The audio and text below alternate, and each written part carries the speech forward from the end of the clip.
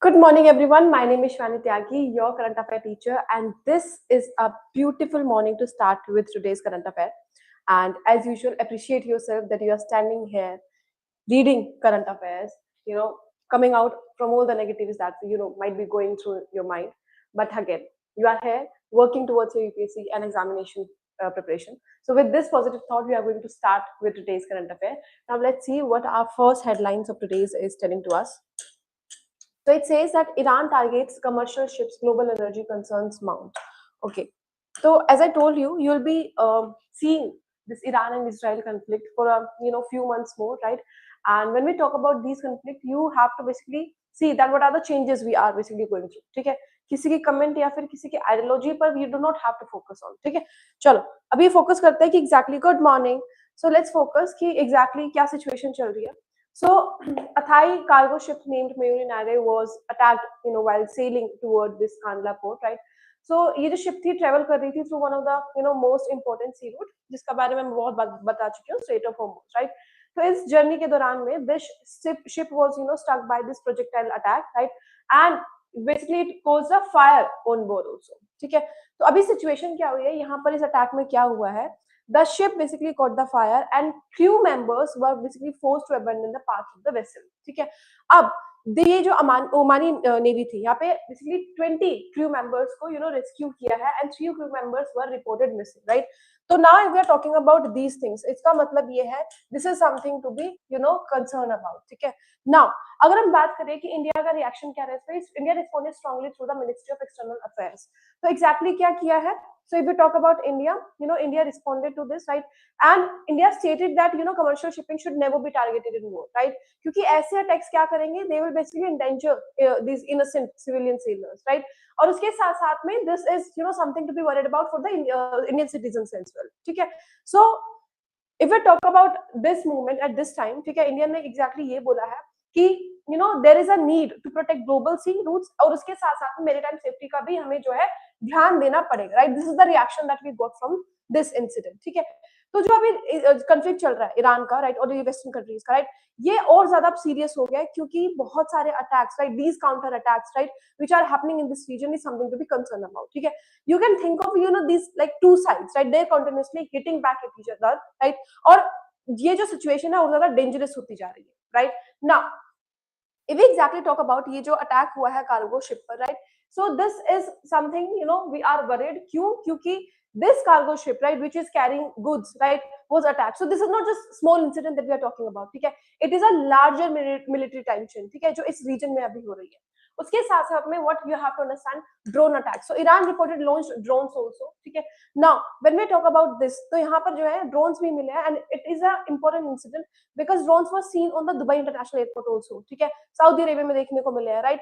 At least 5 drones were seen, right? That were like moving towards your this oil field. तो अगर हम बात करें ऐसी तो basically there is incident also जहां पे कोई थे shot down these 8 drones also, right, जो कि एयर स्पेस में एंटर कर रहे थे, right? So this is something to be concerned about. Now this is not only about borders. This fight is not only about borders. This fight is not only about basically ideology. It is more than that. ठीक है? उसके साथ साथ में air strikes on Iran also. At the same time, United States and Israel carried out air strike inside Iran, right? So they reportedly target what? They target Iranian naval force also. ठीक है? हमारा जो important port city है Iran का, right? This Bandar Abbas, right? तो जो कि this situation is somewhere known as tit for tat. कि आप अगर मेरी साइड से अटैक करोगे तो मैं भी आपको अटैक करूंगा, ठीक है? तो वही जो है एयर स्ट्राइक चल रही है अभी ईरान में, ठीक है? यही सिचुएशन अभी चल रही है. अब इसी टेंशन की वजह से एग्जैक्टली ये हो रहा है, there is a rising of the Persian Gulf region also, ठीक है? तो इट्स लाइक कि जो चीज सिर्फ यहाँ पर शुरू हो रही थी, now it is like globally attracting each and every country, ठीक है? अब इससे क्या होगा? अलाइज बनना शुरू होंगी, right? Now this will like there will be like so many divisions, उसके बाद conflict होना शुरू होगा and we'll see that each and every country is emerging in this to fight अगर ये अभी नहीं रुकी तो, ठीक है? Now let's understand another part of this news. Iran's new warning. अब देखो ईरान की नई वार्निंग क्या है, उन्होंने बहुत सीरियस वार्निंग दिया and it said that it might target financial institution in West Asia also, ठीक है। तो पहली क्या उन्होंने दी है, threat to US military bases, ठीक है, इंपॉर्टेंट पार्ट है, अभी की न्यूज है, ठीक है, रीसेंट है, so make sure that you are reading it. तो एग्जैक्टली क्या वार्निंग दिया, तो सबसे पहली तो वार्निंग दिया उन्होंने threat to US military bases. क्या बोला है उन्होंने, सीधा सीधा लीडर ने बोल दिया that it might target financial institution West Asia also, ठीक है। उन्होंने बोला है कि यूएस मिलिट्री जो है, जो भी मिडिल ईस्ट में बेसिस है, right, they could be attack, right. अगर उन्होंने कंटिन्यू रखा अपना ऑपरेशन इसी रीजन में, ठीक है, so they will not step back and they will continue attacking it, ठीक है। उन्होंने एडवाइस दिया है जितनी भी गल्फ कंट्रीज हैं, राइट, कि वो अमेरिका जितने भी बेसिस है उनको शट डाउन करें, राइट, नहीं तो क्या करेंगे, वो भी इनका टारगेट बनेंगे, right. So this means what, that the conflict could spread to countries hosting all the US troops, जितने भी हमारे पास में गल्फ स्टेट्स हैं, right. So this is the first threat that Iran gave, right. उसके बाद leader ने और क्या बोला, that promise of revenge, right. So this leader promised that Iran will take revenge for the people killed in the war, ठीक है, including their family members also, जितने भी civilians रहे हैं, including all of that, right। उन्होंने बोला है कि रिटेलिएशन जो है हमारा ऑलरेडी स्टार्टेड, राइट, और ये कंटिन्यू रहेगा, full revenge will be achieved. So these are the statement, these are the particular statement that are coming from where, from Iran, right. तो इसका मतलब ये है Iran is planning more attacks in the future, ठीक है। So these statements are something to be concerned about, right. उसके बाद में expel US influence for the region also, ठीक है। मतलब this leader Iran we are talking about urged regional countries to remove the American military presence जो इनके territories में है, राइट। तो इनकी स्टेटमेंट के हिसाब से the US claim of this bringing security and peace, right, जो उन्होंने बोला है कि मैं, जो यूएस ने, ट्रंप ने बोला है कि हम सिक्योरिटी और पीस की वजह से लड़ रहे हैं, right. So they said, Iran said that this basically ideology, that this is totally false, right? So somewhere Iran is trying to mobilize the Middle Eastern countries against whom? Against the US, ठीक है। I hope ये समझ में आएगा। उसके बाद there is open of new battlefield। Iran ने सही कहीं ना ये हिंट दिया है कि अगर लड़ाई नहीं रुकी है या फिर गल्फ कंट्रीज का जो पोर्शन है, right, that is not maintain properly, ठीक है, तो it could open new fronts in the war, ठीक है। मतलब कॉन्फ्लिक्ट क्या रहेगा, कॉन्फ्लिक्ट कंटिन्यू रहेगा, right. So this rivalry, this ideology somewhere about attacking and about expending the areas of the attacks also, ठीक है। Now after this message to neighbours also, बहुत important part है। तो interestingly he said that Iran is still believing in what, वो friendship पे और negotiation पे, और they believe in this neighbouring countries, ठीक है। लेकिन कॉन्फ्लिक्ट जो है वो अभी भी रहेगा, राइट। तो इनकी जो मैसेज है वो somewhere there are like two sides, ठीक है। वो क्या बोल रहे हैं कि there is something confrontation with the enemies also going, right, cooperation with the neighbouring countries is going, ठीक है। तो दोनों साइड में ही they are right trying to balance between, ठीक है। I hope it is understood. कोई question? Now, there is one more important thing that you have to understand कि जो हमारे फाइनेंशियल सेंटर्स हैं, राइट, हमारे पास में दुबई हो गई, सऊदी अरेबिया हो गई, राइट, ये प्लेसेस जो हमारे पास में इंटरनेशनल बैंक्स हैं, ये we can consider them as a stock markets, ठीक है, ग्लोबल फाइनेंशियल कंपनीज हैं ये, राइट। और अगर यहाँ पर अटैक होता है तो हमारा जो ग्लोबल फाइनेंशियल मार्केट है, right, that will be completely disturb, ठीक है। Now let's understand another part कि पूरा का पूरा why this whole world is concern, ठीक है। The reason is that major oil production region है हमारे पास में, ठीक है। अब अगर हमारा वॉर इंक्रीज होता है तो ऑयल प्रोडक्शन जो होगा वो हमारा कम हो जाएगा, राइट। हमारे जो ऑयल टैंकर्स है वो हमारे अनसेफ हो जाएंगे, राइट। ऑयल सप्लाई जो होगा हमारा वो गिर जाएगा, that it will like fall, right. So इसकी वजह से क्या होगा, हमारे जो प्राइसेस होंगे ऑयल प्राइसेस वो बढ़ जाएंगे, right. For example this Brent crude oil prices they have already increase to what, increase to 20%, ठीक है, because of this fight. I hope it is understood. Okay, now इसके बाद में ग्लोबल इकोनॉमिक इम्पैक्ट क्या आएगा, ठीक है। जैसे कि मैंने बताया अभी कि अगर हमारे पास में प्राइसेस बढ़ते हैं, ठीक है, ग्लोबली जो है, right, many things will be expensive because of this, है ना। तो everything will be expensive, right. इसके साथ साथ में जो हमारे पास में ये पेट्रोल के प्राइसेस रहेंगे, राइट, डीजल के प्राइसेस रहेंगे, वो और ज्यादा बढ़ जाएंगे। क्यों? क्योंकि ट्रांसपोर्ट की कॉस्ट ज्यादा बढ़ जाएगी, राइट, और ज्यादा इन्फ्लेशन होगा, इकोनॉमी क्या होगी, उसकी ग्रोथ कम हो जाएगी, राइट। तो अगर हम बात करें इंडिया की, तो इंडिया इससे और ज्यादा इफेक्टेड होगा। क्यों? क्योंकि we are importing lot and lot of oil, ठीक है। उसके साथ साथ में what exactly you have to understand emergency actions. So international energy agencies announces big step. क्या स्टेप अनाउंस करे उन्होंने? Basically these member countries they will release around 400 million barrels of oils for the energy reserves, right। तो purpose ये रहेगा कि हमारा जो pressure है ऑयल के प्राइसेस का, राइट, वो थोड़ा सा कम हो सके, ठीक है। जो एकदम से मतलब somewhere they are like taking it as a situation जैसे कि टेम्पररी हो अभी, ठीक है, कि अभी जब तक ये सिचुएशन शांत नहीं हो जाती है, will basically use this emergency reserve, और वो यही चीज कर रहे हैं, राइट। तो अगर हम बात करें इसकी, सो this is the largest coordination release of the emergency oil reserves, ठीक है, जो अभी तक कभी नहीं हुआ. This is something that is happening right now. हमारे पास में 40 million barrels of oil from the emergency reserves is taken out इसी पर्पस के लिए, ताकि एकदम से हमारे पास में इन्फ्लेशन ना हो या इकोनॉमिक बर्डन किसी भी फेस पर ना हो. ठीक है, I hope it is understood.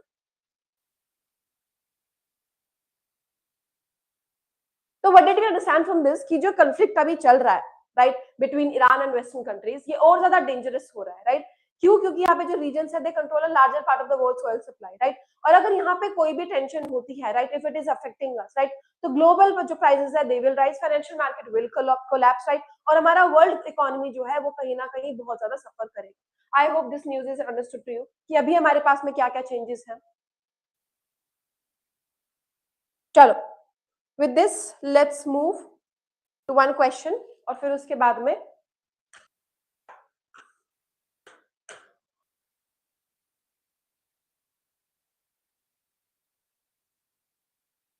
okay, which of the following countries border of the Persian Gulf? Okay, बहुत easy सा question. I don't think you should take time for this.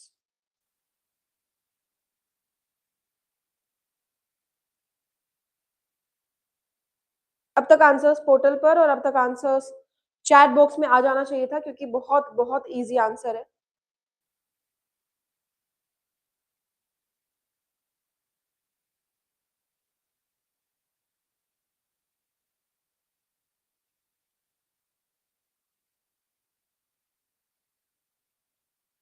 Okay, the answer is Iran is also there, Iraq is also there, Kuwait is also there, Oman is also there, Qatar is also there, right? So all these 5 countries are, you know, border the Persian Gulf. ठीक है.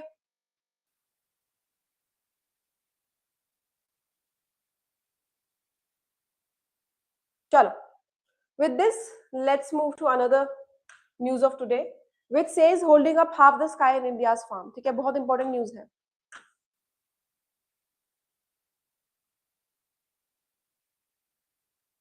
Good Gargi, it's a. चलो, बहुत important news है for the mains answer. ठीक है, exactly situation समझेंगे.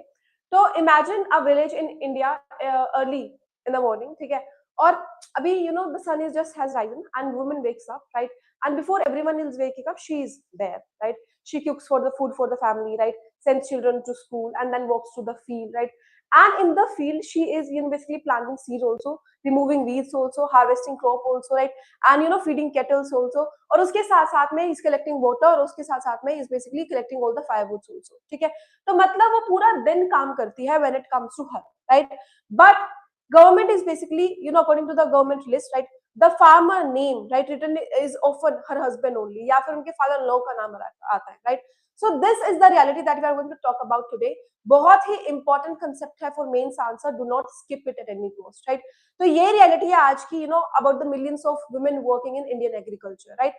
अगर हम बात करें, there is like a huge amount of farm work right, जो कि रेयरली रिकॉग्नाइज कराया जाता है when it comes to women right. तो इस न्यूज में यही बात की गई है, इसी सिचुएशन को बताया गया है, you know, using this phrase. The phrase is what? Very important phrase. You can use it for essay also. You know, the phrase is holding up half the sky on India's farms. बहुत important और बहुत अच्छे से phrase लिखा हुआ है. तो इस phrase को basically ध्यान में रखते हुए दे एक्सप्लेन कि विमेन का क्या कंट्रीब्यूशन होता है when it comes to, you know, agriculture right, and how they are recognised as invisible. जब भी कोई पॉलिसी की बात आती है, या फिर किसी भी स्कीम की, या फिर किसी रिकॉग्निशन की बात आती है, when it comes to women working in the field. ठीक है, because we have seen it that how often the only father's name, or you know, father-in-law's name, or you know, husband's name is always registered when it comes to farmers list right. और women को जो है recognize नहीं किया जाता है even when they works the most in the farmers field. ठीक है, अब ये पूरी न्यूज जो है बेसिक आपको समझ में आ गया कि हम लोग क्या बात करने वाले हैं. ठीक है, चलो पहले तो हम लोग बात करेंगे कि वुमेन का कंट्रीब्यूशन क्या होता है एग्रीकल्चर में. ठीक है, अगर हम बात करें उनके कंट्रीब्यूशन की, तो around 65 to 70% of rural women, ठीक है, 65 to 75% rural women work in agriculture right. They are engaged in agriculture activities right. So women contribute about 50% to 60% of farm labors in India. ठीक है, तो according to food and agriculture organizations, according to FAO, हमारे पास में ये data आया है right. तो हम बात करें, women produce a large portion of food in developing countries. ठीक है, according to whom? According to FAO. ठीक है, I hope इतना समझ में आ चुका होगा. अब उसके बाद हम लोग बात करेंगे कि विमेन एग्जैक्टली इन्वॉल्व किस किस चीज में है। तो सबसे पहले तो हमारे पास में फार्म एक्टिविटीज में, राइट, तो मतलब सीड सिलेक्शन में, सोइंग में, ट्रांसप्लांटिंग में, राइट, वीडिंग में, हार्वेस्टिंग में, उसके साथ साथ में थ्रेशिंग में विमेन इज इंक्लूडेड। उसके साथ साथ में allied activities are there. Allied activities कौन सी होती है? हमारे पास animal husbandry is there, right, poultry is there, fisheries is the collection of food produces are there, right, उसमें इंक्लूडेड है। उसके बाद में पोस्ट हार्वेस्ट वर्क में इंक्लूडेड है, ठीक है, driving games are there, cleaning seeds are there, food processing जो हो गया, right. So if we talk about these activities, so what did we understand from this? Women are playing a complete role when it comes to agriculture cycle, right? They are spreading themselves each and every field when it comes to agriculture. ठीक है, I hope it is understood. Okay, now if we talk about this, तो paradox क्या है? इसका मतलब है जो issue हमारे पास में राइज हो रहा है, that is higher work but low ownership, right. इसका मतलब this is the biggest problem that we are seeing nowadays, right.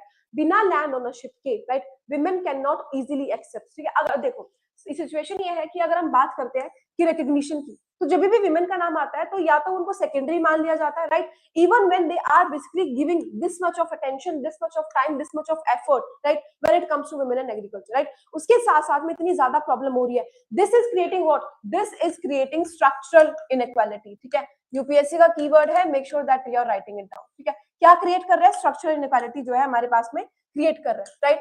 अगर हमारे पास प्रॉब्लम्स की बात करें तो एग्जैक्टली प्रॉब्लम्स क्या है? सबसे पहले तो lack of ownership, right. Okay, I want to mention before this कि this lack of land ownership, this is not only the situation when it comes to agriculture only, ठीक है। ये situation in general also occurs, right? So being a UPSC student, being a government examination preparation student, you have to understand कि land ownership जब women की बात आती है, they are often neglecting in this, ठीक है। और this is the biggest problem that we see when it comes to inequality. यही गैप सबसे पहले क्रिएट करता है, राइट, क्योंकि बिना लैंड ओनरशिप के women cannot easily access the bank loans, right? उनका क्रॉप इंश्योरेंस नहीं मिल सकता है, गवर्नमेंट की कोई सब्सिडी नहीं मिल सकती है उन्हें, है ना, एग्रीकल्चर का क्रेडिट नहीं मिलेगा, right. So this is why this is the first problem that we have, that is land records. जैसे कि हमारे पास में अगर कोई स्कीम आई है, राइट, अब उसमें हमारे पास जरूरत है लैंड रिकॉर्ड्स की, राइट। अब जब हमारे पास में लैंड टाइटल है ही नहीं विमेन के नाम पर, ठीक है, तो she can not apply directly. तो जो स्कीम बनाई गई थी तो उसको तो वो चीज मिली ही नहीं, right. So this is creating what, this is creating about the inequality. So तो गवर्नमेंट की तरफ से स्कीम आई थी which was for everyone, right, वहां पे एक portion of the society is neglected और इज लेफ्ट बिहाइंड, ठीक है। I have this first point is clear. उसके बाद में lack of recognition as farmers. अब देखो government service basically often classify women as helpers, ठीक है, या फिर फैमिली लेबर्स क्लासिफाई किया जाता है। इंस्टेड ऑफ व्हाट, उन्हें फार्मर्स नहीं बोला जाता है, ठीक है, हेल्पर्स बोला जाता है, राइट। तो इसकी वजह से जो पॉलिसीज बनाई जाती है, this is creating policy invisibility farmers, right. तो अगर हमारे पास में डाटा रिकॉग्नाइज ही नहीं करेगा उन्हें फार्मर्स पे, तो जो पॉलिसीज बनाई जाती है वो तो उन्हें कभी टारगेट करेंगी ही नहीं, right. This is the second point that we have, right. उसके बाद में another important one that is limited access to resources, ठीक है। अगर हम वुमेन फार्मर्स की बात करें तो उनके पास में एग्रीकल्चर टेक्नोलॉजी सबसे ज्यादा कम होती है, ठीक है। उनके पास इरिगेशन की टेक्नोलॉजी नहीं होगी, एक्सटेंशन नहीं होगा, राइट। उनके पास में ट्रेनिंग प्रोग्राम्स भी नहीं होंगे, राइट। उसके साथ साथ में जो भी मैकेनाइजेशन होंगी that will also be not given to these women, right. So अगर हम बात करें प्रोडक्टिविटी की, राइट, तो वो क्या रहेंगी, वो सिर्फ मैन्युअली ही रहेंगी, ठीक है। जैसे कि अगर हम बात करें एग्रीकल्चर ट्रेनिंग प्रोग्राम है, राइट, वो किसे दिया जाता है, they are often given to this male farmers only, right. और हम जो बात करते हैं वुमेन्स की, उन्हें रेयरली कोई ये टेक्नोलॉजी या टेक्निकल नॉलेज जो है वो मिलती है, ठीक है। I hope it is understood. उसके बाद में फोर्थ, लो वेजेस, ठीक है, जैसे कि हमें भी पॉइंटर में भी बात करी है। सो वुमेन एग्रीकल्चर में they are paid less than man, right, जबकि वो सिमिलर टास्क करती है, सेम एफिशिएंसी के साथ करती है, और अगर हम बात करें तो सेम प्रोडक्टिविटी भी निकाल कर लेकर आती है, राइट। तो this is a concern about what, जो हमारा ये जेंडर वेज गैप है रूरल इंडिया में, that is existing from here. Another keyword that you have understood, ठीक है, अंडरस्टूड टिल है। सारे पॉइंटर्स बहुत बहुत ज्यादा इंपॉर्टेंट है, make sure that you are writing it down, ठीक है। ओके, उसके साथ साथ में सोशल और कल्चरल बैरियर्स की अगर हम बात करें तो इतने सारे रीजन्स में, right, so these inheritance is going to sons only, right. तो इसीलिए जो हमारा टाइटल रहता है वो तो आदमियों के साथ में रहता है, right. So these women are less decision maker power, right. तो ये क्या बता रहा है, ये हमें पैट्रियार्कल स्ट्रक्चर बता रहा है, राइट, जो कि लिमिट करता है when it comes to women's control over resources also, ठीक है। So these all 5 pointers are very very important, make sure that you are writing it down, ठीक है। अब this is basically telling about the feminisations also. Okay, अगर हम बात करते हैं फेमिनाइजेशन ऑफ एग्रीकल्चर, तो ये बहुत इंपॉर्टेंट कंसेप्ट है इन एग्रीकल्चर। क्यों? क्योंकि women are increasingly managing farms also, ठीक है। क्यों कर रही हैं? Because men are migrating to where, to cities, right. तो जो हमारे पास में रह जाती है वो पीछे रूरल एरियाज में कौन रहता है? Womens are left behind, right. तो जो भी हमारा फार्म्स हो गए, लाइफ स्टॉक हो गए, हाउस होल्ड्स हो गए, those are managed by whom? By women only, right. तो ये जो फेमिनाइजेशन है is happening without equal rights and without equal resources, right? So this is something to be concerned about. Again, I'm telling you, this topic is very very important, ठीक है। Now, is this clear? कोई चीज कुछ दोबारा पूछनी हो? Now, let's understand कि exactly कहां से ये सारी चीजें आ रही है, right. So will understand this news with the history, ठीक है। अब पहले समझेंगे ट्रेडिशनल इंडिया से, ठीक है, how women are basically in agriculture, right. तो अगर हम बात करें एंशिएंट इंडिया की, दे पार्टिसिपेट इन एग्रीकल्चर और रूरल इकोनॉमी, राइट। लेकिन जो हमारे प्रॉपर्टी राइट्स थे, राइट, वो कौन कंट्रोल करता था? वो करता था पेट्रियार्कल इनहेरिटेंस सिस्टम, राइट, कि जो हमारी जमीन है वो किसके पास जाएगी? बेटे के पास ही जाएगी, राइट। फिर उसके बाद में हमारे पास आई है पोस्ट इंडिपेंडेंस एग्रीकल्चर रिफॉर्म्स हमारे पास में, राइट। तो after India became independent, right, India focused on what? उन्होंने एग्रीकल्चर पे फोकस करा, राइट। उन्होंने रिफॉर्म्स पे फोकस करा, जैसे कि हमारे लैंड रिफॉर्म्स आए थे इंडिया में, ग्रीन रेवोल्यूशन आया था, राइट। पर जितने भी रिफॉर्म्स थे वो सारे फोकस कर रहे थे मेल लैंड ओनर्स पर, राइट। अगर हम बात करें विमेन के रोल की, तो वो बहुत सारी पॉलिसीज में इग्नोर कर दिया गया था even after post independence. I hope it is understood. Okay, अब इसके साथ साथ में we are going to understand that why empowering women farmers is very very important to us, ठीक है। सबसे पहला रीजन हमारे पास में है कि हाई एग्रीकल्चर प्रोडक्टिविटी। तो जैसे कि मैंने पहली स्लाइड में बताया कि एफएओ के according women had equal access to resources, ठीक है। फार्म प्रोडक्टिविटी, ये जो हमारा अगर इंक्रीज होगा, राइट, तो हमारा जो प्रोडक्टिविटी के साथ साथ में ये जो इकोनॉमी है that will also be increase significantly, right. फिर उसके बाद में बेटर फूड सिक्योरिटी, ठीक है। तो अगर हम बेटर फूड सिक्योरिटी की बात करें, so women let to spend more income on family nutrition health education, ठीक है। तो इसकी वजह से क्या होगा? वुमेन के साथ इंप्रूव होगी, राइट। उसके साथ साथ में हमारे पास में household food security will also be improve, ठीक है। Another keyword that you have to understand about household food security, right. उसके बाद में third important point that is poverty reduction. Poverty reduction की अगर बात करें तो it will increase this womens economic participation, right. तो इससे हमारे पास में क्या होगी? जो हमारी रूरल पॉवर्टी है, ठीक है, जिसकी तरफ government is somewhere working towards also nowadays, जो कि हमारा गोल भी है, right, that can also be managed अगर हमारे पास में ये रिफॉर्म्स आते हैं तो, ठीक है। I hope it is understood. Okay, इसके साथ साथ में ये न्यूज हमारे पास में कौन से कॉन्स्टिट्यूशनल एक्ट लेकर आती है? So this brings to us article 14 and article 39, ठीक है। ये दोनों ही एक्ट लेकर आती है। So if you talk about article 14, ये क्या बोलती है? Equality before law, right. Article 39 is there which talks about the part of directive principle of state policy, मतलब it directs the state to ensure कि जो equal livelihood opportunities है वो सबको मिले, राइट। हमारे पास में equal work का जो पेमेंट है, right, that should be equally given to each and everyone, right. उसके साथ साथ में एक आर्टिकल और है that is article 15, right, which basically prohibits discrimination based on sex, right. तो जो हमारे पास में विमेन और यहाँ पे मेन के बीच में जो डिस्क्रिमिनेशन हो रहा है, तो article 15 it goes against it, ठीक है। तो ये तीन आर्टिकल जो है हमें यहाँ पे इस न्यूज में मिले हैं। आई होप इट इज अंडरस्टूड। अब इसके बाद में हम लोग बात करेंगे कि गवर्नमेंट की स्कीम्स क्या क्या हमारे पास में कभी आई है। तो पहली तो हमारे पास में महिला किसान सशक्तिकरण परियोजना, ठीक है, बहुत इंपॉर्टेंट। तो ये जो हमारे पास में थी, ये नेशनल रूरल लाइवलीहुड का पार्ट है, राइट। इनका काम क्या था? इनका काम ये था कि आपको वुमेन फार्मर्स को इंपावर करना है, राइट, ट्रेनिंग प्रोवाइड करानी है, और उसके बाद जितनी भी एग्रीकल्चर स्किल्स है, राइट, उन्हें आपको वुमेन के साथ में इंप्रूव कराना है, right. So what it used to talk about the equality, ठीक है। उसके साथ साथ में सेल्फ हेल्प ग्रुप्स, ठीक है, ये तो सबने सुना ही होगा, राइट। तो अगर हम बात करें दीनदयाल दिस अंत्योदय योजना के तहत, right, so women have to like join this एसएचजीस, राइट, और ताकि उन्हें जो हेल्प है, राइट, क्रेडिट्स उन्हें मिल सके, उसके साथ साथ में रूरल एंटरप्राइज जो है उसका एक्सेस उन्हें मिल सके। So that was what it was working according, ठीक है। उसके बाद में Kisan credit card is there, right, PM Kisan is there, right. तो ये सारी की सारी चीजें बनाई गई थी for the equality, for the reforms, for the betterment in the agriculture system. I hope it is understood.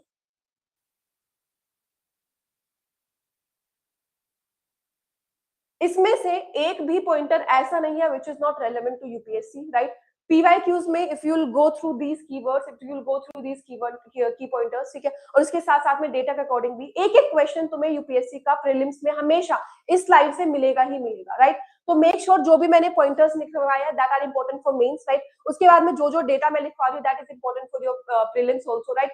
तो make sure that you are going through it, ठीक है। डेफिनेशंस आप याद कर लीजिए और उसके साथ साथ में पूरा डेटा भी, ठीक है। अब हमें क्या समझ में आया that 50% 60% agriculture labour is there, right. तो women is owning what about 13% farmland owned is by these women, right। उसके साथ साथ में 75% rural women in agriculture is there, ठीक है।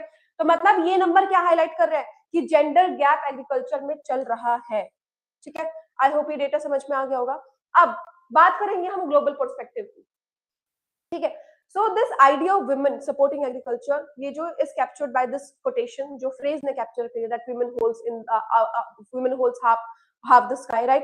तो ये जो फ्रेज है it is widely used by development economist, ठीक है। ये चीज हमारी हाईलाइट करती है that how women contribute to half the world's economic and agriculture work, ठीक है। अब एग्जैक्टली क्या रिकमेंडेशंस दिए हमें, ठीक है, क्या क्या बोला गया कि आपको क्या करना चाहिए। तो सबसे पहली चीज तो है joint land title should be there, ठीक है। मतलब लैंड शुड बी रजिस्टर्ड, दोनों के नाम पर रजिस्टर करो आप, हस्बैंड के नाम पर भी और वाइफ के नाम पर भी, right. Second thing that we have is better agriculture training, right. तो women should be included when it comes to training, ठीक है। there should discrimination should not be there, right। मतलब एक्सटेंशन सर्विस हो गया, फिर टेक्नोलॉजी प्रोग्राम्स हो गए या फिर कोई स्कीम हो गई, women को भी उसमें इंक्लूड करना चाहिए। उसके साथ साथ में third gender sensitive policies, right. तो agriculture policies must include all the gender disaggregated data also, ठीक है। उसके साथ साथ में एक्सेस टू क्रेडिट आल्सो, ठीक है। जो सारी प्रॉब्लम्स हमने पिछली स्लाइड में दी थी, right, these are the solutions that we have, ठीक है। मतलब bank should create special credit facilities जो विमेन फार्मर्स है उनके लिए, ठीक है। I hope it is understood. Again, I'm telling you, make sure that you are writing each and every keyword that is written on this slide. इससे आगे कुछ नहीं आएगा। And I'm again telling you, one question you will find of this slide in prelims, ठीक है। एक question मिलेगा। और मेंस में बात करूं तो these keywords that I have written over here, right, you have to use when basically UPSC asks the solutions, ठीक है, कि exactly reforms कैसे आ सकता है, गवर्नमेंट स्कीम्स कैसे लेकर आती है, कहाँ पर हम लोग लैग कर रहे हैं। all these pointers are written over here, so make sure that you are going through these pointers, ठीक है। इससे ज्यादा इससे बाहर कुछ नहीं आने वाला। चलो अब नेक्स्ट न्यूज इंपॉर्टेंट वन, उससे पहले क्वेश्चन कर लेते हैं, ठीक है। उसके बाद will move to the next news, ठीक है। I want answer in the chat box.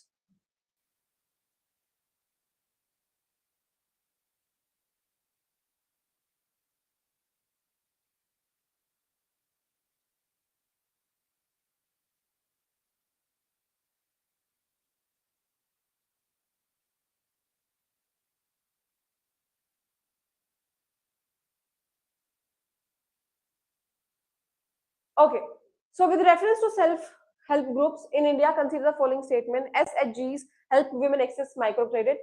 SHGs encourage collective entrepreneurship among rural women also. So, which of the statement is correct?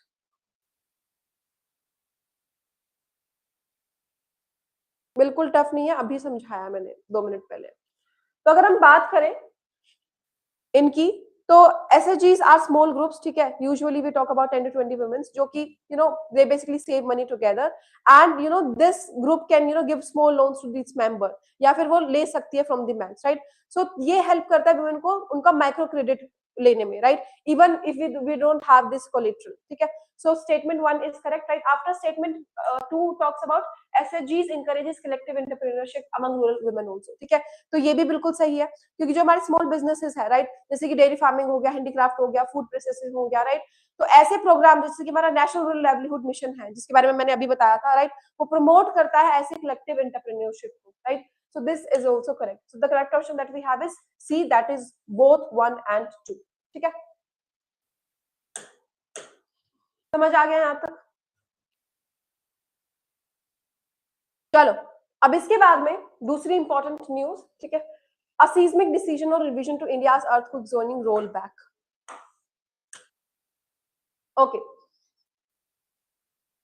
तो अभी क्या हुआ है, earthquake scientists in India, right, they are studying earth very carefully, right। उन्होंने analyse करा कि जो हमारे पास के earthquakes हैं, ठीक है, जो हमारी जो टेक्टोनिक प्लेट्स है, मूवमेंट्स है, राइट, और जो हमारे फोल्ट लाइंस है हिमालयास में, राइट, कि वो कैसे they are shaking during earthquakes, right. So after many years of research, they concluded something very serious, right? So India is somewhere more vulnerable to earthquake than previously thought, right? So scientists here suggesting some, update India's earthquake risk map, और उसके साथ साथ में उन्होंने safety rules के बारे में भी यहाँ पर बात की है, right? So government accepted this idea, right? And in 2025 they introduced a new earthquake safety code, right? तो उस कोड के बारे में बात करेंगे, एग्जैक्टली सिचुएशन क्या है that will talk about, prelims में क्या क्या आ सकता है दैट आल्सो विल डिस्कस, और उसके साथ साथ में विल अंडरस्टैंड कि मेंस में आंसर कैसे लिखना है, ठीक है? अब if we talk about India prepared a new earthquake safety code for buildings, right? तो अगर हम इस कोड की बात करें तो earthquake risk, this basically talks about earthquake risk in India as like ना higher than we earlier thought about it, ठीक है? स्पेशली हम कहाँ पर बात करें, स्पेशली हम लोग बात कर रहे हैं हमारे हिमालय रीजन्स की, राइट? तो जो हमारा नया रूल आया, जो हमारा नया सिस्टम आया, right? So basically it is suggesting, it is creating a new earthquake risk zone, ठीक है? जो कि हमारा जोन 6 रहेगा, ठीक है? ठीक है, और अब हम इसी जोन के बारे में बात करेंगे कि एग्जैक्टली इस जोन को आने में इतना टाइम क्यों लगा, राइट? और अगर आया है तो किस कंडीशंस पे आया है, right? Now we'll basically understand about this zone 6. So after a few months, right, the government withdrew it, मतलब they basically rolled it back, right? तो इसकी वजह से एक बहुत बड़ी डिबेट क्रिएट होती है among the scientists, among the engineers and among the disaster experts also, right? तो उन्होंने क्वेश्चन पूछा कि if scientist says कि risk is higher, right? तो इस नए रूल को एग्जैक्टली आपने हटाया क्यों है, ठीक है? तो जैसे कि हमारे पास में पहले ये 5 जोन एग्जिस्ट करते थे, राइट? तो उसके बाद में 2025 में हमारे पास में जोन जो था, नया जोन जो था हमारे पास में जोन 6 जो था आ चुका था, right? That was extremely dangerous zone, right? But अभी क्या हुआ है, गवर्नमेंट ने इसको विड्रॉ कर लिया, right? So we are going to understand the reasons कि एग्जैक्टली क्या क्या रीजंस दिए है गवर्नमेंट ने, राइट? और साइंटिस्ट इस चीज को कैसे क्रिटिसाइज कर रही है, दैट विल अंडरस्टैंड, राइट? इस पर तुम्हारा पर्सपेक्टिव हो सकता है, बट ज्योग्राफिकल कंटेक्स्ट के लिए this is very very important, पक्का इससे प्रीलिम्स में एक क्वेश्चन आएगा ही, ठीक है? अब पहले बात करेंगे कि एग्जैक्टली ये जो हमारे सेफ्टी रूल्स है ये बनाता कौन है। So if we talk about these safety rules, ये बनाते हैं हमारे bureau of India standards, that is BIS, right? तो इंडिया का जो कंस्ट्रक्शन है, राइट, जो कंस्ट्रक्शन स्टैंडर्ड्स है वो ये बनाती है। So this organisation basically sets technical rules buildings के लिए, रोड्स के लिए, बेसिकली ब्रिजेस के लिए, या फिर जो भी इंफ्रास्ट्रक्चर हो रहा है, राइट, उन सभी के लिए, राइट? इसमें से सबसे इंपॉर्टेंट रूल बुक जब हम बात करें दैट इज आईएस 1893, ठीक है? इसके बारे में तो बात करेंगे हम लोग, राइट? अगर हम इस कोड की बात करें तो ये हमें गाइडलाइंस देता है, ठीक है, कि कैसे डिजाइन करना है हमें all these resisting earthquake resisting buildings, right? तो जब हमारे पास में इंजीनियर्स वर कंस्ट्रक्टिंग बिल्डिंग्स, राइट, तो वो ये फॉलो करते हैं, ये रूल फॉलो करते हैं कि एग्जैक्टली हमें कैसे बिल्डिंग्स को बनाना है ताकि हम लोग सर्वाइव कर सके अर्थक्वेक्स को। आई होप ये आईएस 1893 का आपको कोड समझ में आ गया कि एग्जैक्टली यूज क्यों करते हैं, राइट? अब now we'll understand that how India measures earthquake risk. India कैसे measure करता है? So अगर हम बात करें, इंडिया जो है डिवाइड करता है into seismic zones, ठीक है, मतलब earthquake risk zones, ठीक है? अगर हम बात करें इसकी तो हर एक जोन जो है हमें दिखाता है कि कितना ज्यादा स्ट्रॉन्ग हमारा earthquake आ सकता है उस एरिया में, right? So under the earlier system we talk about, मतलब 2016 की अगर हम बात करें तो हमारे पास में हमारे पास में ये 5 जोन्स थे, ठीक है? अगर हम बात करें इसकी तो इसमें हमारे पास में दी जोन्स वर देयर, राइट? तो हमारे पास में जोन रिस्क लेवल की अगर बात करें तो हमारे पास में लो रिस्क था, मॉडरेट रिस्क था, हायर रिस्क थे, राइट, हायर रिस्क थे, राइट? तो इसकी अगर हम बात करते हैं, इसमें दिल्ली हमारे पास में जोन 4 में आता है which talks about higher risk, right? Gujarat की बात करें तो ये हमारे पास में जोन 3 में आता है that is about the moderate risk, right? तो ऐसे ही हमारे पास में डिविजन्स आर ओवर देयर, ठीक है? अब इंजीनियर्स की अगर हम बात करें, उनके रोल की अगर हम बात करें तो how they are dividing, so engineer design stronger buildings in higher zones, ठीक है? अब हम बात करेंगे एग्जैक्टली सिचुएशन हुई क्या है।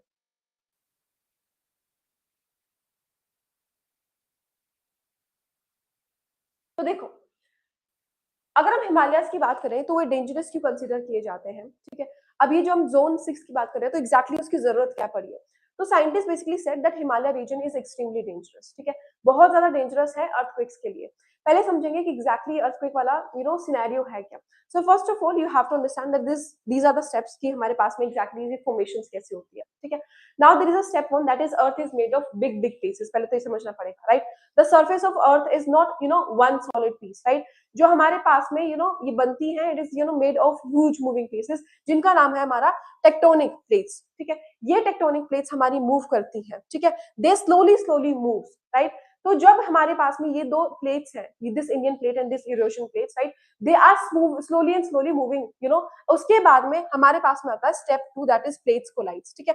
So these plates push together and they forms the Himalayas.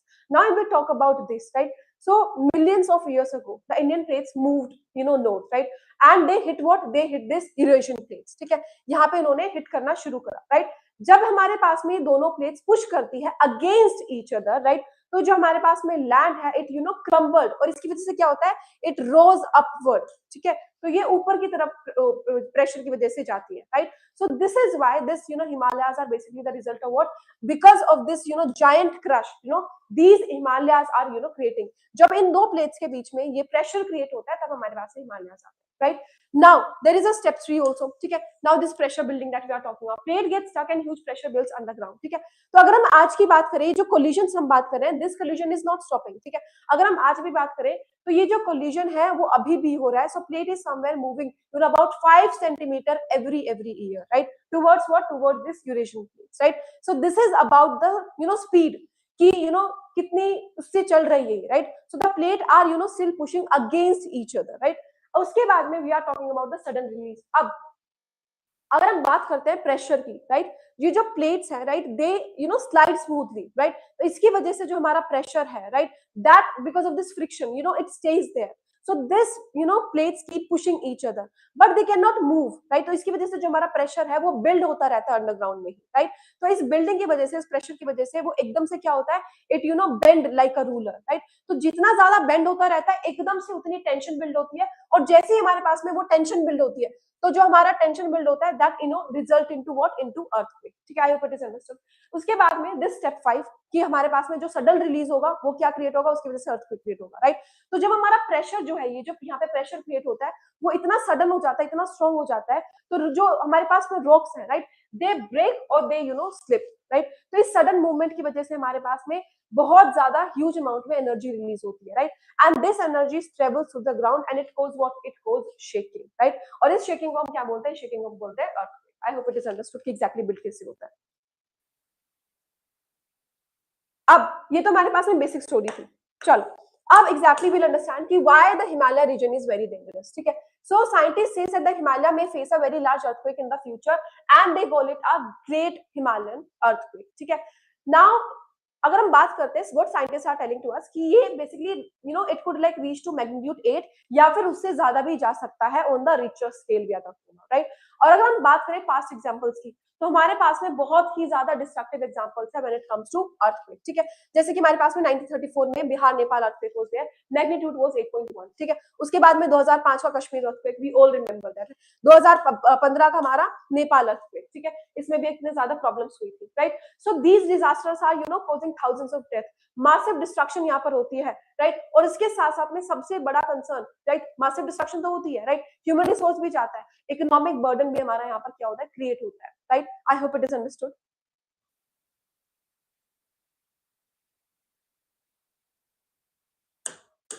अब let's understand that India's new earthquake code debate, ठीक है, कि एग्जैक्टली साइंटिस्ट और गवर्नमेंट के बीच में क्या क्या डिबेट चल रही है, right.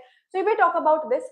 So scientist use a modern method, right, and this modern method is probabilistic seismic assessment, right, PSHA की बात कर रहे हैं हम लोग यहाँ पर, राइट। तो अगर हम इस मेथड की बात करें तो ये क्या स्टडी करता है कि पास्ट में जो अर्थक्वेक्स हुए हैं वो कैसे हुए, right, underground these geological faults कैसे होते हैं, right, and the probability of future earthquakes also, ठीक है। तो ये सारी चीजें कौन स्टडी करता है, ये स्टडी करता है हमारा PSHA. I hope it is understood, ठीक है। तो नाउ व्हाट इट कंक्लूडेड कि there are some parts of the Himalayas region जहां पे एक्सट्रीमली हाई अर्थक्वेक रिस्क पे है, राइट। तो उन्होंने सजेस्ट करा कि हम लोग एक ना नई कैटेगरी क्रिएट करेंगे जिसका नाम होगा जोन 6, राइट, जिसका basically which will be extremely at high risk, right. So this would force engineers to build even stronger earthquake resistant building in those areas. अगर हम लोग नया जोन क्रिएट कर देते हैं तो हम लोग और ज्यादा अच्छे से क्या करेंगे, मेजर्स ले पाएंगे, और ज्यादा अच्छे से रिफॉर्म्स ले पाएंगे, और जो हमारे पास में इतने मेजर इंसिडेंट्स हुए हैं, right, like these major incident, right, तो इसके चलते हुए हम लोग और ज्यादा रिफॉर्म्स की तरफ मूव कर पाएंगे और ज्यादा प्रिकॉशंस लेकर आ पाएंगे, ठीक है। So the main motive of this PSHA breaking this new zone was कि हम अगर नया जोन लेकर आएंगे तो हम लोग बेसिकली और ज्यादा एफिशिएंट हो पाएंगे, right, will be working towards more extreme dangerous things, ठीक है। I hope it is understood, यहाँ तक समझ में आ चुका होगा।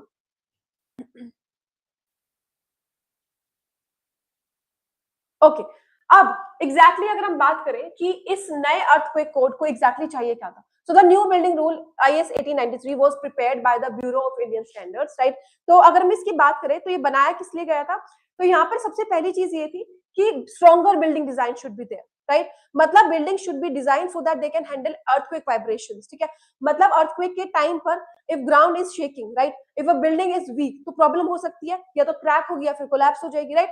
सो engineers must design buildings in that way कि वो एब्जॉर्ब कर सके जब भी हमारे पास में शेकिंग होगी। सो this is the first pointer that they came up with.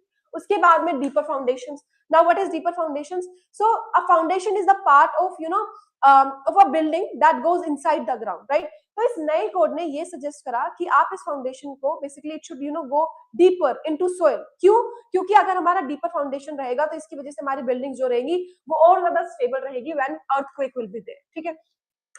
Third pointer that we have is better construction materials, ठीक है, इंपॉर्टेंट पॉइंटर। तो यहाँ पे इन कोड ने सजेस्ट करा कि आप जो है मटेरियल को और ज्यादा स्ट्रॉन्ग बनाइए, राइट। उसको और ज्यादा there should be steel frames, shock absorbing structure design should be there, right. तो ये मटेरियल्स जो है हेल्प करेंगे हमारे बिल्डिंग्स को और ज्यादा फ्लेक्सिबल बनाने में और ज्यादा स्ट्रॉन्ग बनाने में, right. So this is why this better construction material was also suggested in this. I hope it is understood.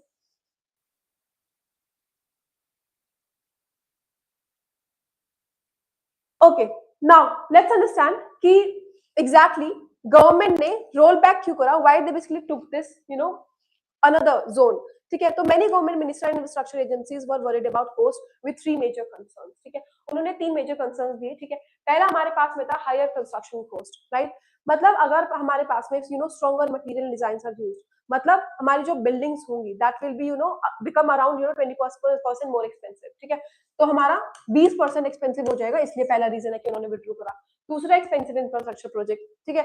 मतलब जो हमारे प्रोजेक्ट्स रहेंगे जैसे कि हाईवेज हो गए, मेट्रो का सिस्टम हो गया, डैम्स हो गए, राइट।